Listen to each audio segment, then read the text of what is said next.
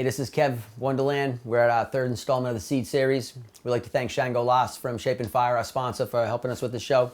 I'd like to thank Dennis Park from Ganjay Solutions also for getting us going. We have a really good lineup this weekend, and I'm excited. A lot of times, professionally, we know each other, and we know each other online, and we know each other through doing like business to move product, but you don't really get a chance to chop it up with some of the cats as much as you'd like to.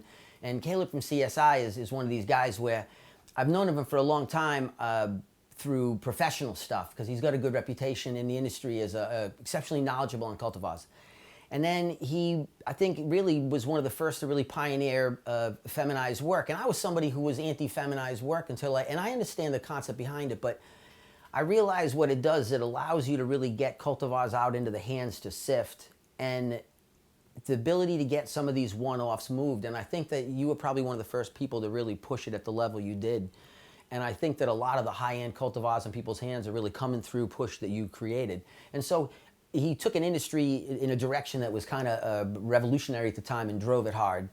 And I was somebody who was not so much for it. And it was through knowing you that I actually carry that line. So you were the first person that made me shift my thoughts on the usage of feminized lines and why we use them, the application for it.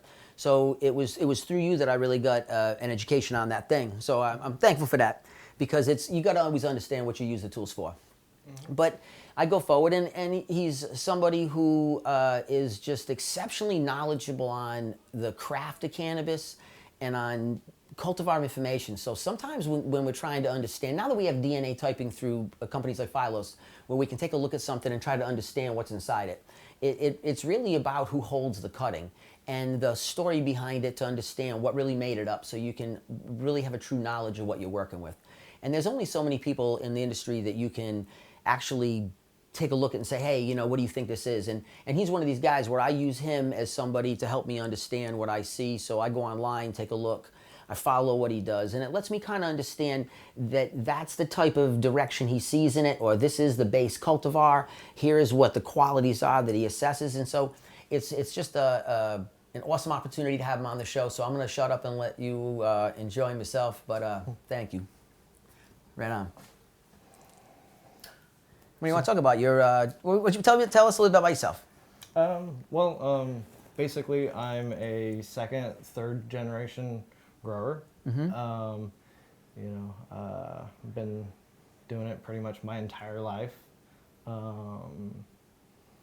Let's see. Was your family from this area the whole time? Yeah. We're definitely third, fourth generation Humboldt locals. Been here a long time. Yeah, no doubt. You've seen the entire change. Yeah. Oh yeah. There's only so many people that you can really say that about too. Humboldt County has, I've been here since '92. That's 25 years. That's considered a while. But there's people who've been here for 100 years, 150 years, mm-hmm. that are the settlers that came in, and then the natives population here. Who knows how long they've been here? Right. So yeah, you've been here a while. Oh yeah. I'm kind of spoiled in a sense. My dad, he was growing indoors in the late '70s. Under metal halide lights. Totally. He's part of the clone trade when everybody else was still on seeds in the early '80s. So graduating high school, I came into the game, a wee bit spoiled. Totally. Yeah, you came into it at some very unique times. So that would explain why you have such. Because I was wondering, where'd you get such a knowledge on all the old cultivars? Mm-hmm. Because I see the difference is that you're going back, 20 years.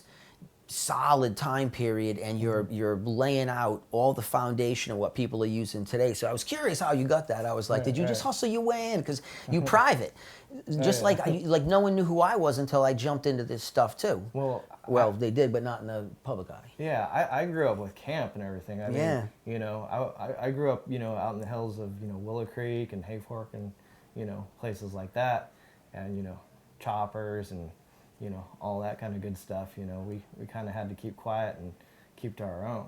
Totally. So, yeah, it was a different time period. Yeah. We're not as laid back as the kids these days. No, but you're making the transition well, though. Yeah. You got an excellent following on your Instagram account, and you have an excellent following in terms of local seed people who request your work. You're working on some neat stuff. Tell us about like what you did with CSI, your company, and then the Pirates of the Emerald Triangle. That's kind of cool. You shot off into some neat stuff. So. Yeah. Well, with CSI, I've always wanted to.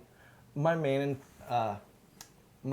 goal with CSI is basically just to make S1s. I make the hybrids because they're fun, and there's lots of good stuff in them. But my main goal is just to make S1s of all these heirloom tissues, and really sort through the heirlooms, and pull out just unique phenotypes that people always think that feminized seeds, it's just a replica of the mom. It never is. No, it's just that genetic package from that side. But see, I would love to see after this is done. I gotta check you out sometimes. I would love to see some of the lines you've worked, because you went into some of the cushes and some of the perps extensively, and in those gene packages, there's phenomenal material. Right. Yeah, I think I reversed Urkel back in 2002, and looked through a bunch of those and really saw what is in the genetics of it, and then when I outcross stuff, or when other people outcross stuff, you can actually see those phenotypes pop up. Like in Urkel, a good example is the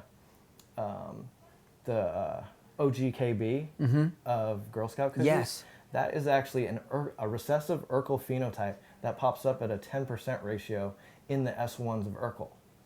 Gotcha. Yeah. Because you can see some of the Urkel traits moving through in some of the royal lines, because it comes through what they call Garberville Purple Kush, Mendo Perp, but it's all a similar terp profile that moves through, and you see it weaving in. It's nice having the digital look into the goodie now. Oh yeah. It's nice. But me personally, as far as feminized seeds go, I'm not pro one or the other. I love feminized seeds, but I also, love regular seeds. Yeah, you breed both lines. You got a question too. What you got? It says, so what is the big positivity to using femmes?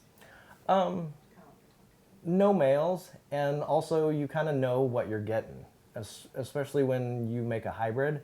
Things tend to move forward fairly well, and you know what you're getting from both sides. So I think where I see people who want to get feminized seeds as the dealer of them, and why I play with them too, is to look for production cultivars. So it lets me get a higher, especially if they do a good job on your end of it, where you're going to get some pretty typey stock, because that's what it's always pretty consistent in a group. So it lets us get a cluster of things that look pretty consistent, and from that cluster, you as the grower can find which one of those cultivars now works for your application, but fits the profile of desirability based off the breeder's knowledge. It speeds that process up a lot. Also with the laws like plant count. Yeah, well, in Oregon and California, where everybody is allowed 4 or 6 plants. Feminized seeds are perfect because you're not growing male plants. As long as the feminized seeds are well done. If you look at, like, the only people who really go off on breeding cannabis, like, and then really doing it, is really us, like the North Americans. I mean, we really go off here. But when I talk to the Europeans, they like the new wave of autos, because it allows them to just take cannabis seed, plant them, and know that within 84 days they're going to have a crop. And so it really depends on what we believe is quality as things start to change, because I believe that's what you're going to see next, is auto quality go up, where I know it's going to happen. Now that they started to be able to understand how to weave some of the rutarellas back out in terms of flavonoid, they'll get it. And these are tools. There's a local not local, but a U.S. company of autos who's actually working on with some of my purple genetics. Oh, nice. To make a purple auto. So yeah, because I'd like to see it. It just there has to be a range of things in the total picture that satisfies the needs of the user. And I think for so many people, we get so caught up on what you're doing, what do they call it, myopic. You look at it through your own lens. that you don't understand that for so many people it would be lovely if they could just make it pretty convenient and simple, not having to keep mother plants, not having to go to a nursery, which is funny because that chops me up, but I still support it because that's the truth of it though, is I was originally always a cannabis, I started out as a user grower and then it became business as I grew up because I started out as a kid too. I came from a black market hustle game, so different coast but same game. Right. So we have the same evolution, but you start to realize that within this scope you have a tremendous number of places that are needed to be filled by a tremendous number of people, and that's really what the seed series is about too, is it shows that there's all these distinctly different breeders, but they're all breeding towards one thing, which is really what's really high quality, and what's going to allow a farmer to get product from this person, form a relationship so they can work on genetic packages together to satisfy their market needs. And I hope that if anything comes of this event is that farmers got to connect directly to breeders to say, hey, you guys have things that I could use and I would like to work with you, one-on-one. And then it would do some stuff. We got one more. Ask about the Chem 123. Oh, Chem 123. Yeah. Well, okay, so back in 2006, the guy who originally sprouted the Chem Dog 91 seed back in 91, he sent some seeds, which me personally, I think they're hybrids of the Chem 91. He claims they're sister seeds.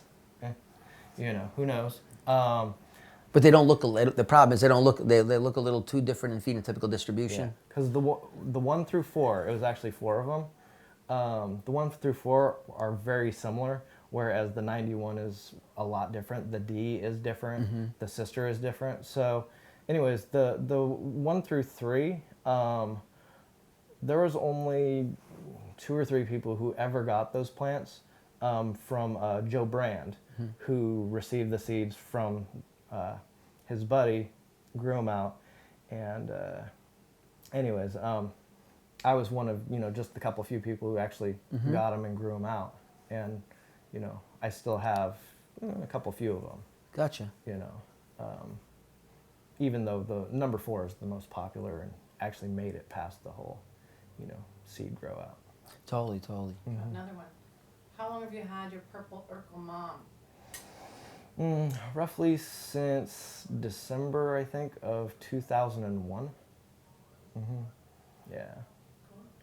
Yeah, that's when, because I got into perp about the same, it was early when we got into it. When I got into the perp, when I first got perp, we got it as a cut from this cat in this trade. And it wasn't even called the Urkel, they were calling it, Purple Haze. And we knew it wasn't haze, but it was this. Right. It just had a name. Yeah. And I popped it out and did a 40-pack of it, and it came out in these little tiny mini footballs. And we couldn't move it because nobody wanted purple at that moment. Because the first time it came out, it was just like I remember the first time we ran Blue Dream. Blue Dream was an indoor cut. And then I remember my buddy did it outside the first time up in AP and pulled almost 11 pounds off of it. And Blue Dream then became everybody's outdoor cut. But at that point, none of us ran it outside. That was when the outdoor revolution was re-beginning. But the same thing with that perp was, man, it absolutely, the first time we released it, same market price to me as green. We were still pulling in that mid 444, 45 at that time, even across the board. And perp had the same draw. And then within a year and a half, perp had taken over completely over green, and if you weren't moving perp, there was no market. Yeah, and yeah. I didn't get it either as Urkel. I got it as the purple. The perp, yeah. Because the up the hill, one of the nicest samples of the original, they called it the Barney. And so there's many names for this thing, but you remember the original one just due to some of these super unique characteristics and colors, and a lot of the new varieties of it are hybrids of it where it retained the terps, and we had one called the Big Dark. And so the Big Dark was one where it was like the best production variety, where it gave you all the characteristics but on a much heavier chassis, huge resin content, exceptionally loud, dense, tight, but just not quite as refined as the original, Yeah, I back in around 2004, between 2004 and 2006, I was running a lot of the local purple cuts all side by side. Granddaddy Purples, Grape Apes, Napoleons, Black Afghans. People had so many names, and we called them Pretendicas. Yeah, the pretendicas, yeah. They were all extremely similar. You know, I think Grape Ape was probably the only one that kind of stood close to the purple that we originally It was had. the only one that had that terp profile. All the other ones just basically had anthocyanin pigment. So that's why we called them pretendicas, because they would sell once, but they would never sell twice. No one would come back for it. Well, no. These are all cuts that are tightly grouped into the whole Urkel family. I'm not even talking about All the pretenders around the it. fake Yeah, purples. even within the Urkel family, you have a subset, and there's and that's a lot of it. I noticed is in preference too, because I like the original ones more. But the people who got into the purple when Granddaddy came out, they liked that more artificial, loud, smacky flavor. And so it's funny, but depending on where you come into a trend, just like OG. OG is really pretty astringent, and it's like around 17%, you know, and it's like hospital bitey in the nose. But it's not gassy and loud like it is right now. The original one's different. And so it's funny, because depending on where you came into the trend is where you like what you like. Well, that's a perfect example, because what I consider the original OG is the cut that a buddy of mine has had since 1992. Totally. In Florida. And my cut of it came one person removed from him, that dude, from him in Florida. And yeah, it isn't as pungent and loud as some of these essentially S1s. Yeah, exactly. Because once we started DNA in it, that's what we saw. And then the only difference was with the Louis XIII, which I like so much, that has a skunk progenitor in it. So there's either outcrosses or S1s that they worked, and they intensified or changed tones of it. But the original one, just like the Hollywood that I got from Mandel, that 91, the Topanga Canyon, that's he called it like the bookend in that realm of terps, where it's probably an S1 of that original OG, but it was from that initial roll through. Right. And it went into more of a limey kind of. The terps are pretty neat. Yeah.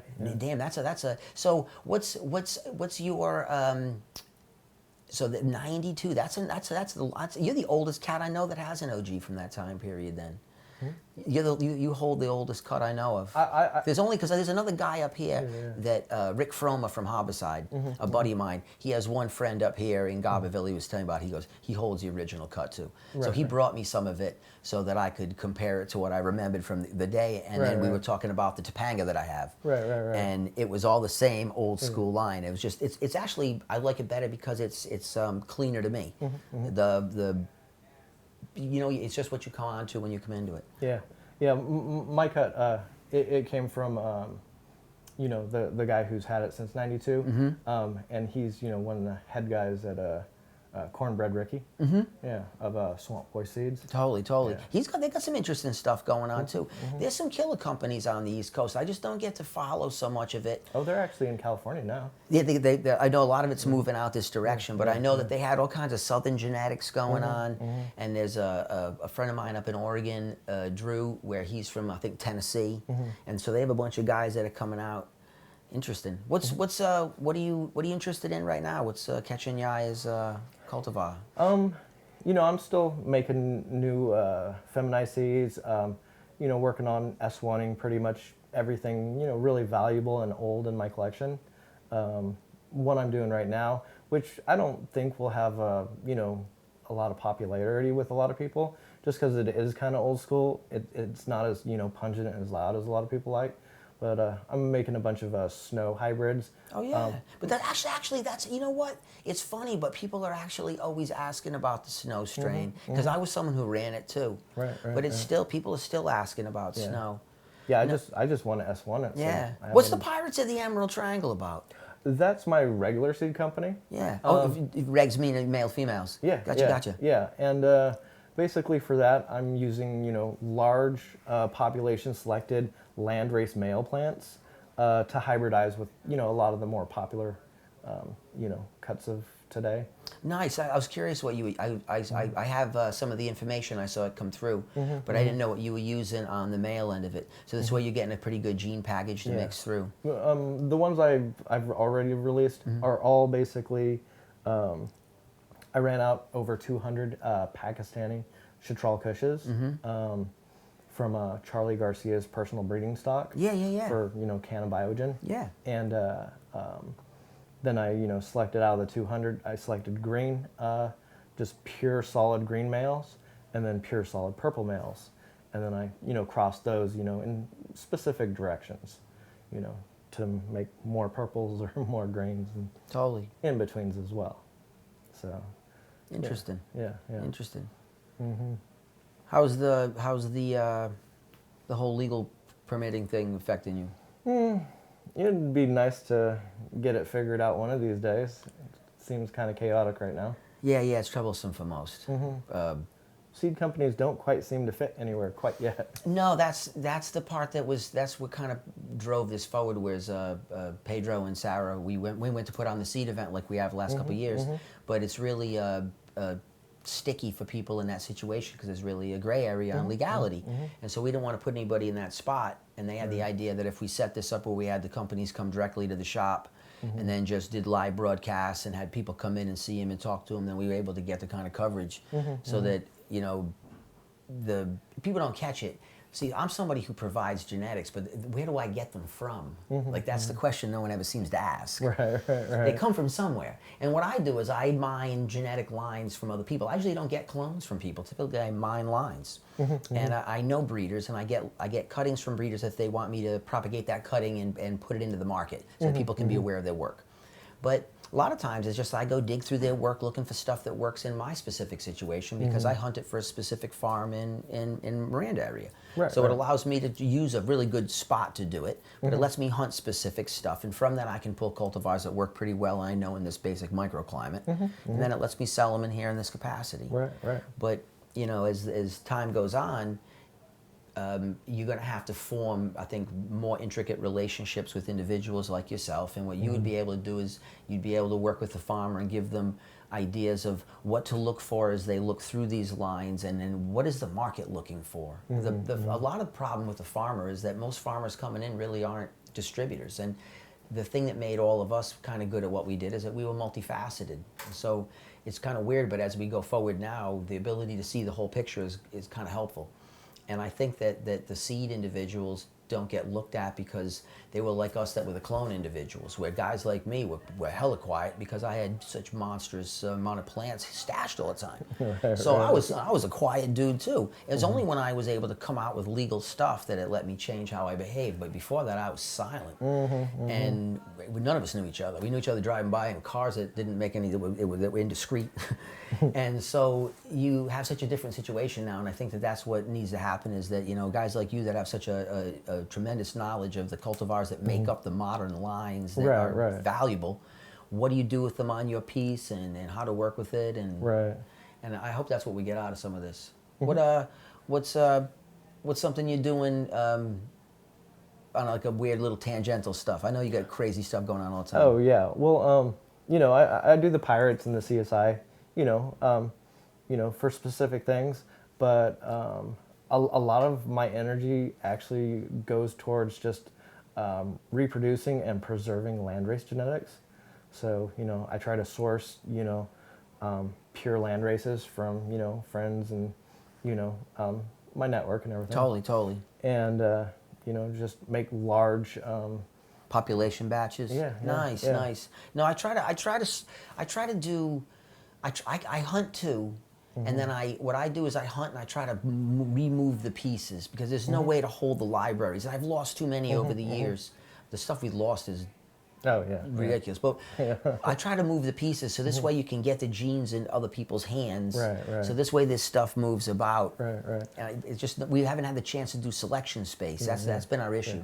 Well, my main goal, with the preservation is just as large of open pollinations as, I can. Totally. Like when I, ran out the Pakistanis, I ran out over 200. Yeah. And I basically pollinated, I used all the males and pollinated all the females and made large lots of, seed. But then I selected, a bunch of plants. That was specific, females and males. Totally. And then I did multiple runs where, I took, all the purple ones and bred selectively towards pure, purple Pakistanis.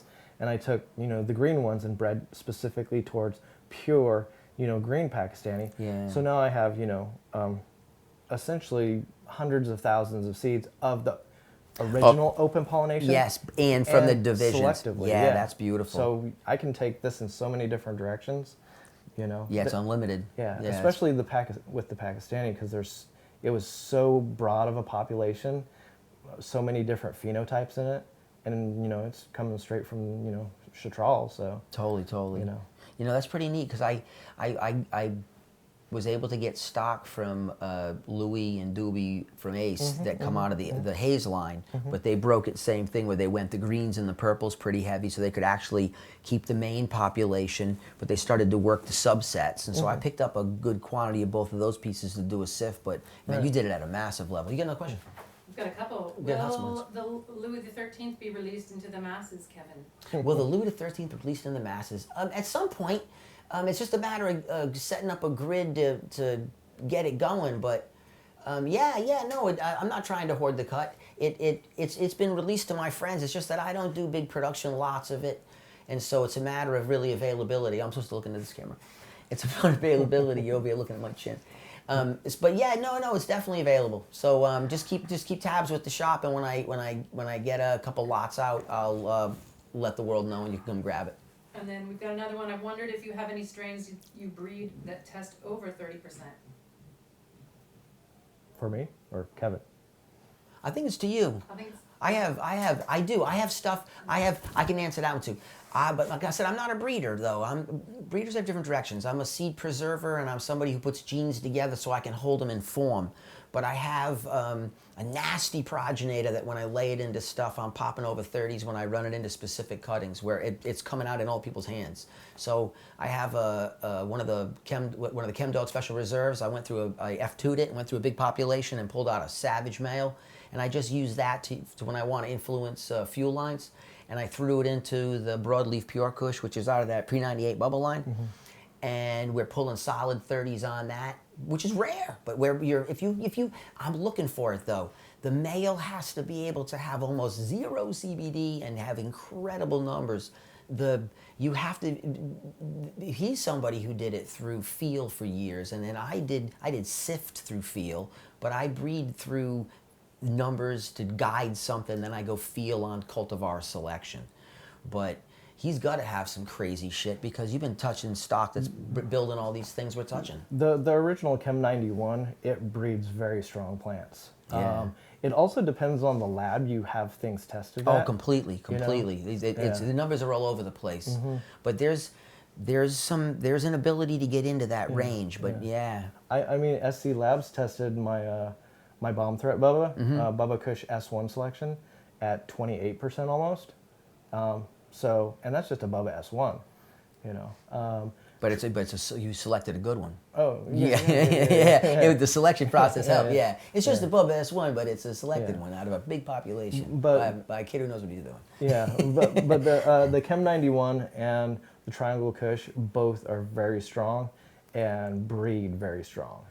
So. I noticed I got to play with some Triangle Kush hybrids because I love the tone. It's crazy how much different shit comes off of it. But I couldn't find something that was fungally resistant through that population. I just got to go a little bit bigger population. Right. So sometimes it takes me a couple years. What I do is sometimes I can't dig all I want in 1 year, and really you shouldn't anyways, but I can't dig enough in one time, so I dig sequentially to find stuff that shines, and then I'll have 2 or 3 cuttings that I think represent my sift. Then I can put those 3 cuttings outside and then compare them to each other and say, okay, this one is the one we should use as the production varietal. Yeah.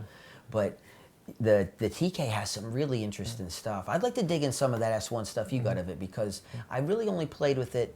You know how it is. You get busy with what you're playing with, and I went into all these other OGs. But the Triangle has more unique tones in terms of terp profiles, I think, than the other ones do. Although on the 30% tip, most of my favorites don't even come close to 30%. Most of my favorites all land between like 18 and 20. Yeah, nope. But that's just personal preference. No, but we all had that discussion because all of us that judge all these competitions and stuff, and they're grown for a long time. Ultimately, the basket can only hold so much total cannabinoids, so much terpenoids. And so when you fill it with too much of one thing, you lose other things. Right. I like it with less CBD if I want lift. bring all that out of it. But I like something around the same thing. 18 to 20 is where I see my sweet spot. And then terps. And it depends on what terps. I notice that I see high levels of terps, but it's high levels of more tri-sherry bonds, not so much in monos. And so it depends on how it affects you. And so I think a lot of the stuff is you use technology to take a look, but remember, you're looking through a keyhole at a massive picture that we're not seeing too much, where ultimately, your selection process goes. All of the stuff that we see coming through, I think there's only maybe like Joe's won the Emerald Cup at like 26 or 27, but that's the highest one that ever really did it. But it had a really nasty, rubbery, sneaker, disgusting, bite your fucking tongue off flavor, So it just was so nasty that it caught you that way, and then the numbers were like, wow, they were really strong. I had one I was sampling off of one of my Pakistani OG lines that was just like that. It was like you're tasting the oil and the rubber, and it's just like, well, that doesn't taste good, but it tastes strong. Yeah, it's just power. I used to just call it raw potency, where it's not an enjoyable experience, but you're definitely getting delivered. Right. All right, we doing good? All right, cool. So, let's see what else we got going on. Yeah, no, that's the thing is I wanted to be able to get a chance to chop it up because I just noticed that you dug into some lines so heavily and then you really went into them completely. But because we're not geographically next to each other, we're like, you're down the street and we're busy doing what we're doing. I never get a chance to chop it up. But once this is over, I'm going to go out and I'm going to go snatch up some stocks, specifically on some TK stocks. I want to sift through that stuff just in that line to see if I can pull out some of the neat tones of it. It's weird how all the OGs, because the same thing, what I did is I took all the OGs I used to play with and I ran them all side by side all the time. So I would be able to start to compare and say, why am I keeping them?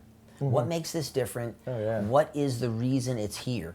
And pretty soon you can really understand why you're holding a couple of them. I know why I hold the Larry. I know why I hold the Blood Diamond right now because it's so gassy and that's what's so trendy. The SFV cut, or whatever we're calling these cuttings. The off-the-shelf SFV here took 14th at the Emerald Cup a couple years back out of like 700 plus. Yeah, from my buddy. Exactly. He helps me run my booth. And so he picked it up off us and he came in and said, hey. And so that's what I mean is like good quality is good quality. And I'd love to go do some digging. How we doing on time? Ready to wrap it. We're doing good? All right, we're going to wrap it up. Yeah. All right, good. So, hey, I wanted to say thank you so much for listening to us. It's been a pleasure to have Caleb from CSI Humboldt on board. Like I said, I've always been a fan of his work, and it's been neat to be able to chop it up with him so I can dig into some of this stuff. I hope you guys get to check out some of his catalogs. He's got some really extensive depth into specific lines, and they're the lines that everything is basically built off right now. If you really look at anything that's moving on the market, and you look at it, and you peel the name off of it, and you take a look at the progenitor stock that makes it, there's only 3 or 4 pieces that make up anything right now. And he's basically working those things completely from the original line. So I would say check him out. And thank you so much. I want to thank Shango Loss, my sponsor. Shango will be here next week, I think. Yes, he will. Shango will be here himself to come in and visit and check us out. He's putting on some killer podcasts. He just had Eric Branston from Forever Flowering Greenhouses do a really killer lecture on light depth. So check it out on Forever Flowering. And once again, Caleb CSI, Kev from Wonderland, thank you so much.